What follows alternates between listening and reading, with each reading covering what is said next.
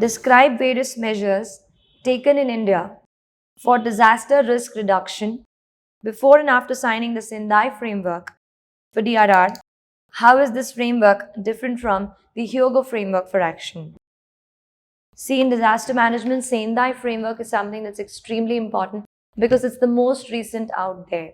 So, describe various measures taken for DRR before and after signing. See, the question is big, but it is very clearly delineated. The first part is describe various measures before Sendai, after Sendai, and finally comparing Sendai with the Hyogo framework. So these are the three parts of the question that I felt over there. First, about the measures before Sendai. Since the entire question is about disaster management, I introduced this answer by telling what exactly is disaster management and what do we what do we aim to achieve by that.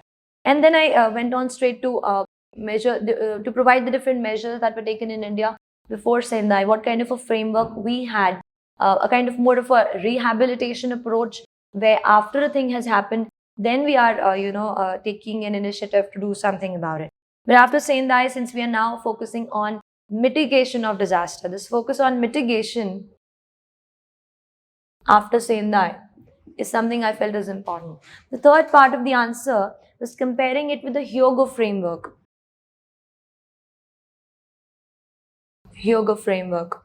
So any points that were coming to my mind that I felt was specifically separating the Sendai that I mentioned here. That Sendai takes into account mitigation measures. It also promotes, it encourages the government to take up some rehabilitation activities, reconstruction activities for the people.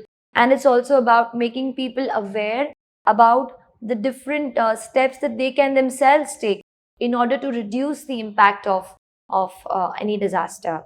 And then I also mentioned that the district disaster management plan or the local disaster management plan is very much stretched in Sendai, which was not there in Hyogo.